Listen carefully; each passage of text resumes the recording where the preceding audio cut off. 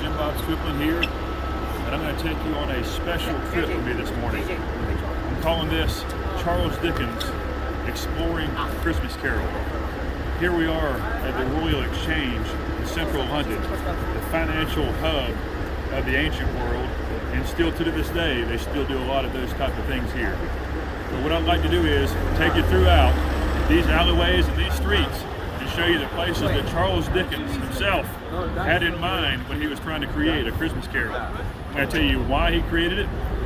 I'm going to tell you where he was talking about.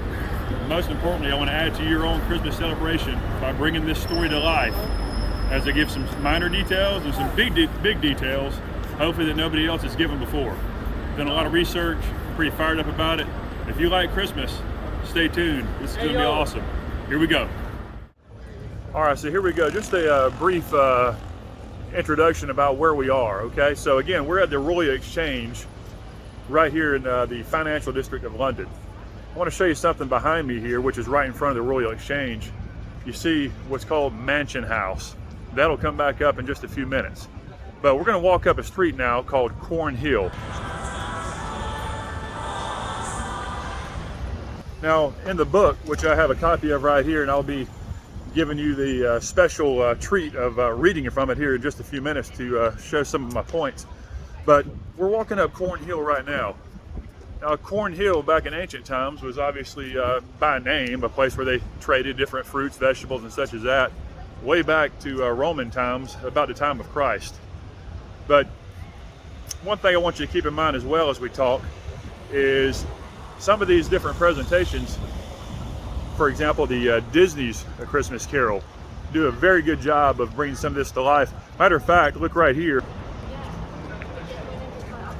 You'll notice in Disney's A Christmas Carol this particular statue of J.H. Greathead, and then they'll take a horse ride where Ebenezer Scrooge is running from the ghost of Christmas future right up this street.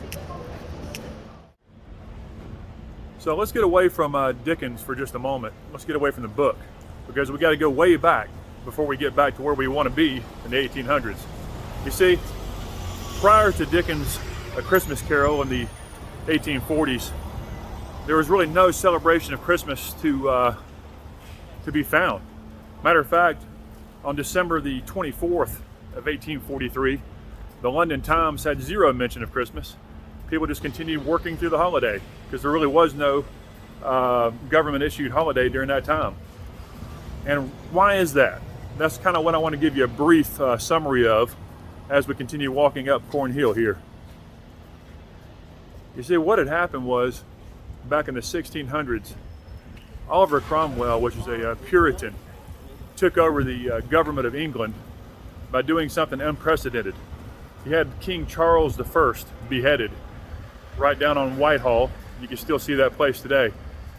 Once he did that, being a very strict religious man, it took away some of the Christmas celebrations that we know of.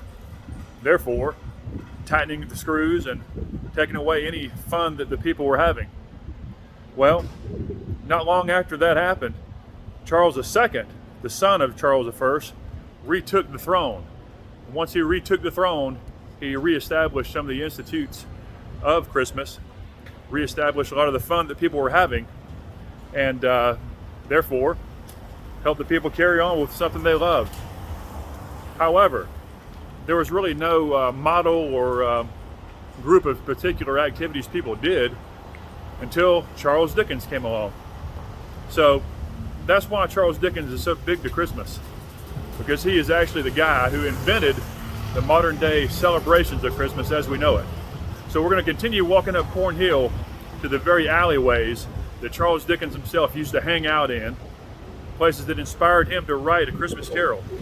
So follow me right up here to this place called St. Michael's Alley, and I'll tell you why Charles Dickens wrote A Christmas Carol at the time he did. Now, before I go any further, I would like to make note that Oliver Cromwell was probably justified in some of the taking away of some of the activities he did. You see, Christmas back then was, before Cromwell, was raucous, Mardi Gras-like. It stemmed from the ancient holiday called Saturnalia, which was a Roman festival, which consequently or ironically is why December 25th was actually chose for Christmas. A little bit of inside information for you there. Now we're at a place called St. Michael's Alley. You see the church behind me. Okay, take a look at that. There's Gothic spires, there's Gothic windows. Those are going to come into play very soon.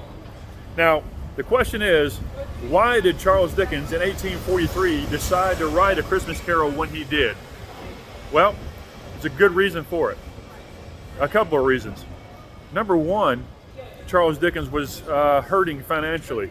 You see, when you become a rich man, oftentimes, I wouldn't know because I'm not, but people start to take advantage of you. They use your money, and they kind of become part of your entourage. Now, Charles Dickens' dad was one of them. He was a debtor. He was in debtor's prison many different times, and to settle many of his debts, he would just tell everybody he was Charles Dickens' son, and they would that would satisfy people and just send the bill to Charles.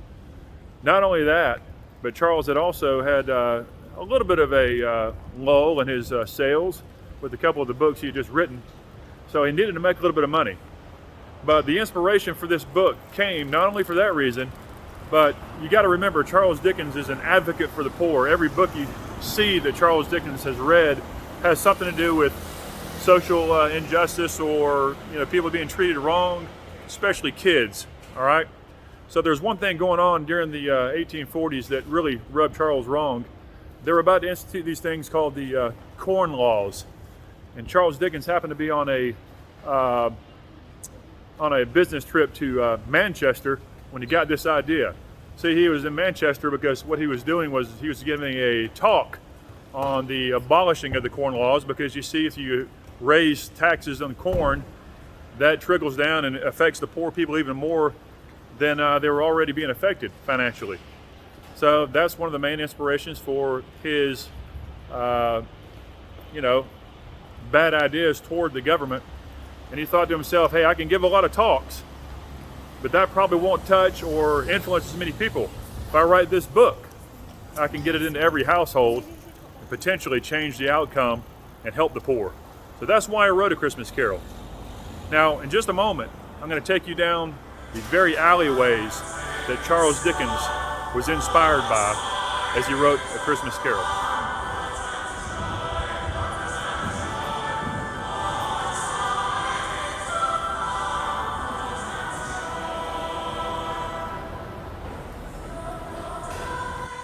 So we're walking down St. Michael's Alley. And this is a very, very big part of Charles Dickens and A Christmas Carol. Matter of fact, I'm stopped right in the middle of it, and there's a cool breeze blowing in my face. It's said that the breeze is coming off the river, which is about, a quarter of a mile from here, just to my south.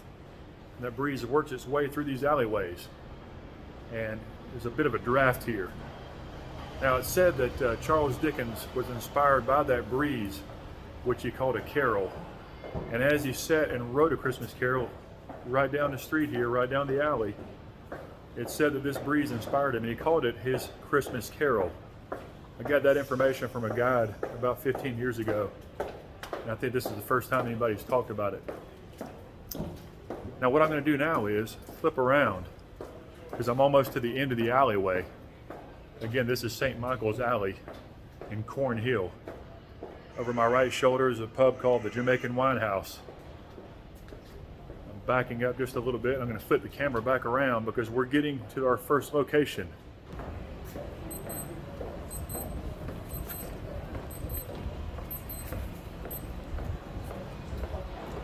Now, at the end of St. Michael's Alley, you see this place called Castle Court. Okay? Now, there's a place right here called the George and Vulture, and there's every reason to believe that this is the place where Charles Dickens sat and wrote much of this book. Now, keep in mind, he was trying to write it quickly because Christmas was coming. So in October of 1843, he began writing, and he tried to draw inspiration as fast as he could. And I believe we're at the first place that he mentions in his book. It's right here. This is Scrooge and Marley's counting house.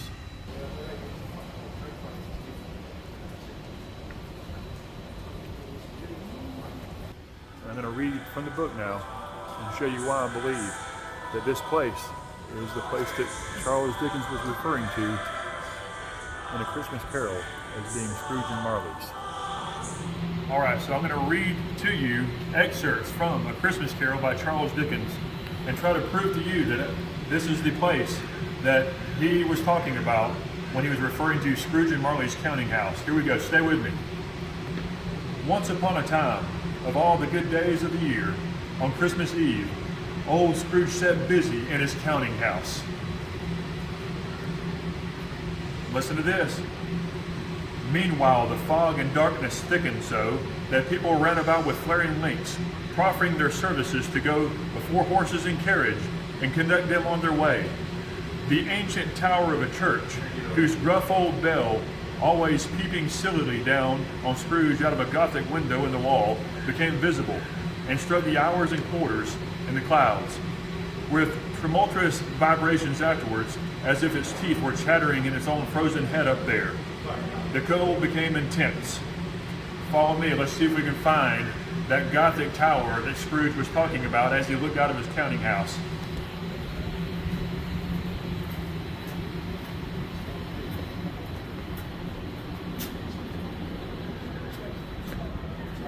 Take a look up here. And I believe you'll see exactly what Charles Dickens referred to when he gave us a specific spot in regards to the location of Scrooge and Marley's counting house. So Dickens goes on to describe activities that were going on in this very alley. Let me prove it to you. It was cold, bleak, biting weather, foggy withal, and he could hear the people in the court outside go wheezing up and down, beating their hands upon their breast and stamping their feet upon the pavement stones to warm them up. The city clocks had just gone 3, but it was quite dark already. It had not been light all day, and candles were flaring in the windows of the neighboring offices like ruddy smears upon palpable brown air. The fog came pouring in every chink and keyhole, and was so dense without that all through the court, and although it was the narrowest, the houses opposite were mere phantoms. To see the dingy cloud drooping down, obscuring everything, one might have thought that nature lived hard by and was brewing on a large scale. So you can see Scrooge's counting house is a big part of what Dickens described right there. In particular, this alleyway where he mentions people going up and down, beating their feet on these stones. One thing I'd like to make note of, these stones were here well before the time of Charles Dickens in 1840. That's why I can give this presentation with confidence. Not much has changed in these alleyways. Another thing that we just read in the book was how the houses across from the counting house were so, it was so foggy in this alley you couldn't even see across. We're talking about 6-7 feet here between the two. Now what I'd like to do is read you an excerpt from the book in which Charles Dickens himself talks for the first time about a Merry Christmas. There's nowhere else mentioned anywhere in any publication there is about a Merry Christmas until Scrooge's nephew Fred comes in out of the alleyway into the counting house and he addresses his uncle. Here it goes from A Christmas Carol, stave 1. A Merry Christmas, Uncle. God save you. This was happening in here. In this particular monologue by Scrooge's nephew Fred. There are many things from which I might have derived good, by which I have not profited, I dare say, returned the nephew. Christmas among the best. But I am sure I've always thought of Christmas as a time when it has come around, apart from the veneration due to its sacred name and origin, if anything belonging to it can be apart from that, as a good time, a kind, forgiving, charitable, and pleasant time, the only time I know of in the long calendar year, when men and women seem by one consent to open up their hearts freely and to think of people below them as if they were really fellow passengers to the grave and not another race of creatures bound on other journeys. And therefore, Uncle, though it has never brought a scrap of gold or silver to my pocket, I believe that it has done me good and will do me good, and I say, God bless it. That happened right here Now I'm going to take you down and show you some other places that I believe are described in A Christmas Carol. Now, after Fred's monologue, which really introduces us to the enthusiasm that Charles Dickens had for Christmas, hopefully influencing others, thousands of readers like myself, to enjoy the same thing about Christmas, we encountered the two gentlemen coming in the counting house door. Remember, those two guys were coming around and they wanted Scrooge to consider giving to a charitable organization to provide means of warmth and meat in a Christmas holiday, and he wouldn't do it, okay? But after he chased them out of the office, it left two people in here, all right, in the counting house, which was Bob Cratchit, Scrooge's worker, his scribe, and Scrooge. And here's where we pick up in the book. "You'll want the whole day off tomorrow, I suppose," said Scrooge. "If quite convenient, sir." "It's not convenient," said Scrooge, "and it's not fair. If I was to stop a half a crown short for you, you think yourself ill-used. I'll be bound." The clerk smiled faintly. "And yet," said Scrooge, "you don't think me ill-used when I pay a day's wages for no work." The clerk observed that it was only once a year. "A poor excuse for picking a man's pocket every 25th of December," said Scrooge, buttoning his greatcoat to the chin. "But I suppose if you must have the whole day, be here earlier the next morning." The clerk promised that he would, and Scrooge walked out with a growl.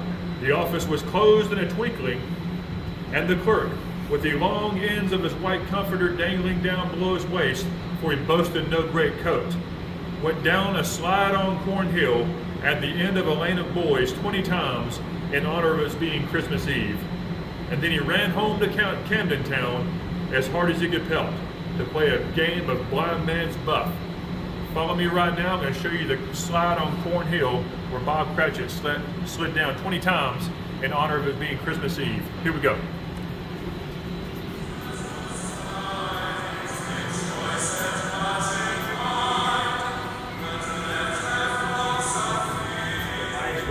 Gather in these alleyways, and especially out into the streets.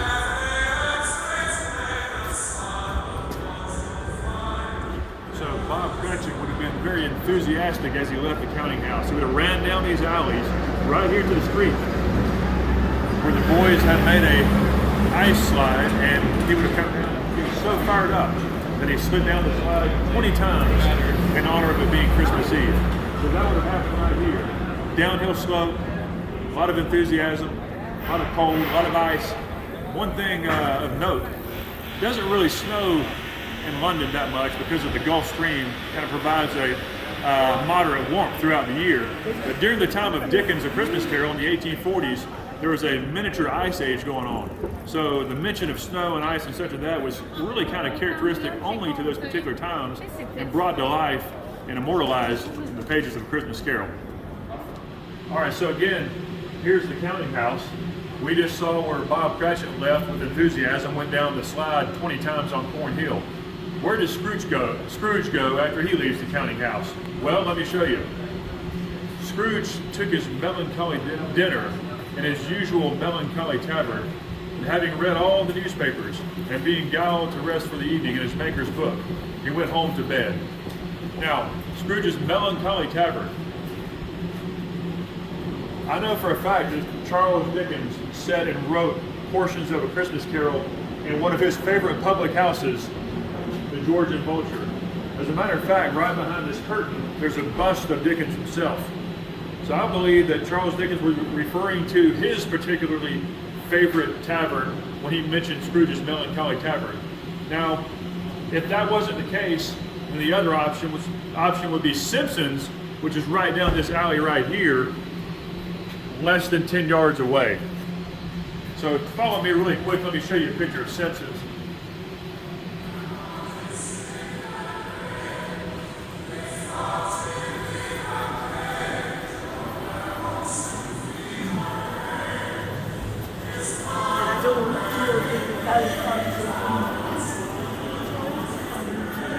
We're on our way to Scrooge's house, but before we get there, I'm going to show you something else.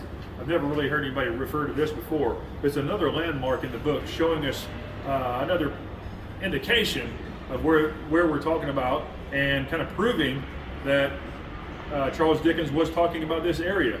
Okay, listen and look behind me. Here we go. In the main street at the corner of the court were some laborers, and they were repairing the gas pipes, and had lighted a great fire in a brazier, round which a party of ragged men and boys were gathered, warming their hands and winking their eyes before the blaze in rapture. That would have happened right here. Okay, so that's kind of a side note. All right. The water plug being left in solitude, its overflowings sullenly congealed and turned into misanthropic ice. The brightness of the shops, where holly sprigs and berries crackled, which is right around here, and the lamp heat of the windows, male faces were ruddy as they passed. Poulterers and grocers, traders became a splendid joke, a glorious pageant, with which the next impossible to believe that such dull principles as bargain and sale had anything to do. That would have been right down here at Leadenhall Market, which we'll visit in just a little while. And there's one more reference right here to something I showed you earlier on the way into the tour. Okay, listen to this. The Lord Mayor, in the stronghold of the mighty mansion house, which is right down at the bottom of the street in front of the Royal Exchange, gave orders to his 50 cooks and bustlers to keep the Christmas as the Lord Mayor's household should. All right, so we came up from Corn Hill and St. Michael's Alley about a quarter of a mile just to the east. Now we're at a place called Brabant Court. You see it over my left shoulder. This, I believe, is the place where Charles Dickens describes the house of Scrooge and Marley. It used to be Marley's, but now it's Scrooge's. Follow me.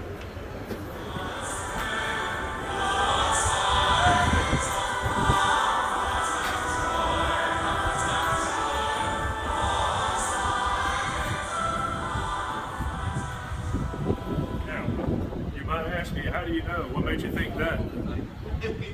How do you know this is the place where the house of Scrooge was located? Well, let me read from the book. Come on up here just a little bit, Sam.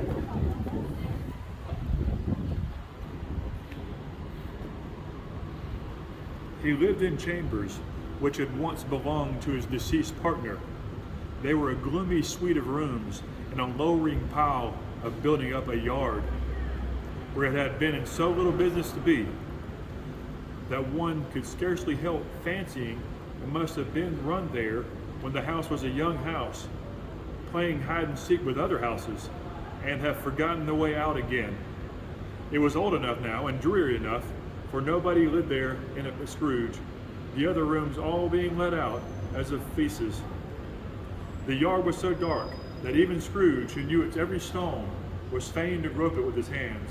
The fog and frost hung so low about the black old gateway of the house that it seemed as if the genius of the weather sat in mournful meditation in the threshold. So you see, Dickens describes this house as being kind of stuck into an area as other homes grew up around it. And the courtyard that night, when Ebenezer Scrooge would have come home, was again foggy, dark, barely make its way up to the door. Now, one thing I want you to keep in mind is the door knocker.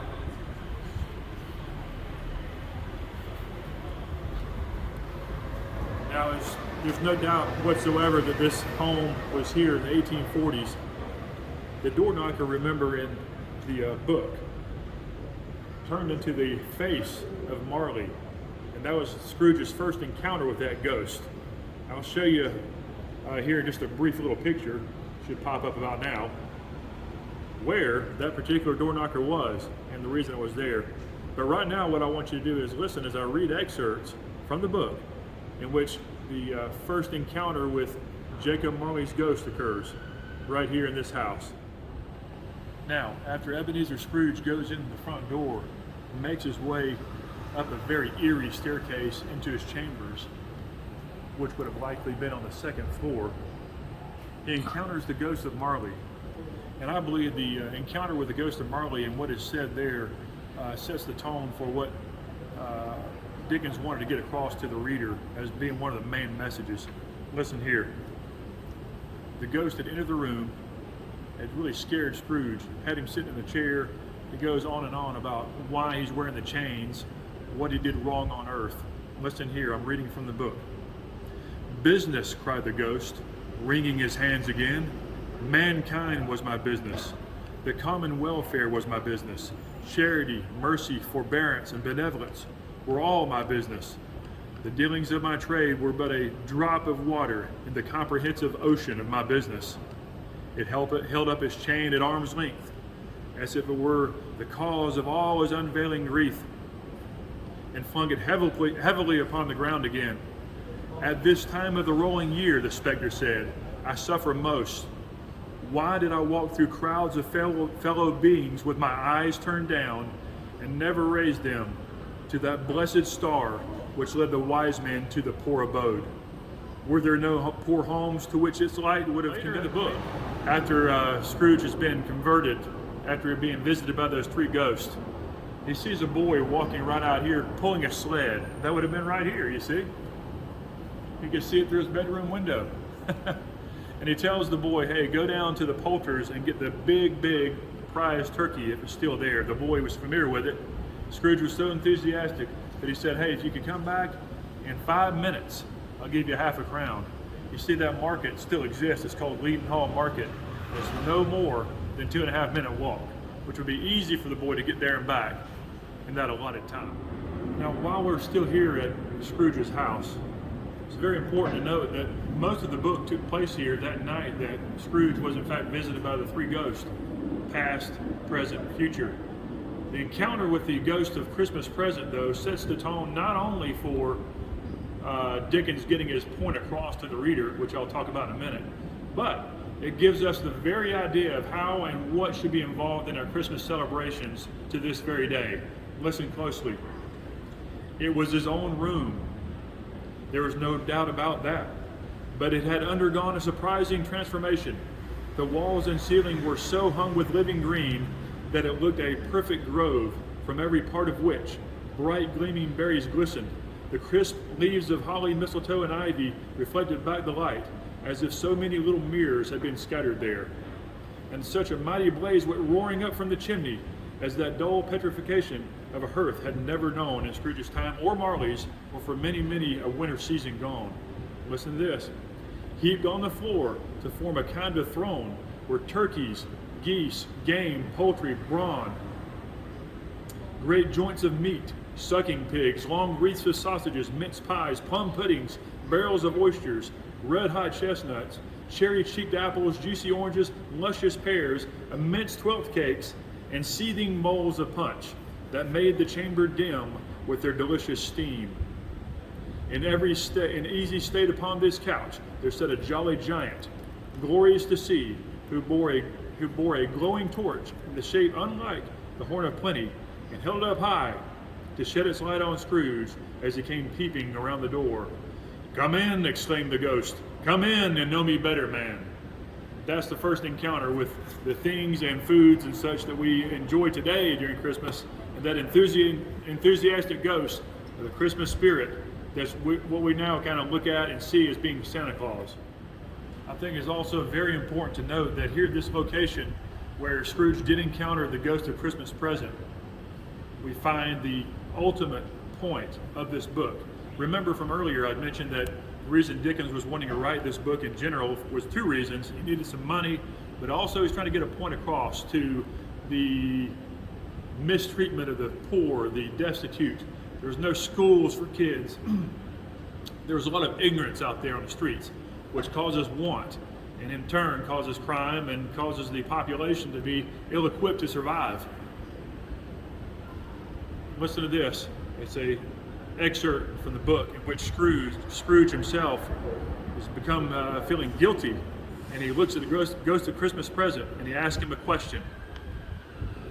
"Forgive me if I'm not justified in what I ask," said Scrooge, looking intently at the spirit's robe, "but I see something strange and not belonging to yourself protruding from its skirts.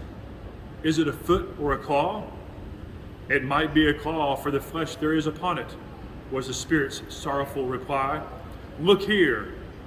From the foldings of his robe there brought two children, wretched, abject, frightful, hideous, and miserable. They knelt down at his feet and clung upon the outside of his garment. "Oh man, look here, look down here," exclaimed the ghost. There were a boy and a girl, yellow, meager, ragged, scowling, wolfish, and prostrate too in their humility, where graceful youth should have filled their features out and touched them with its freshest tints.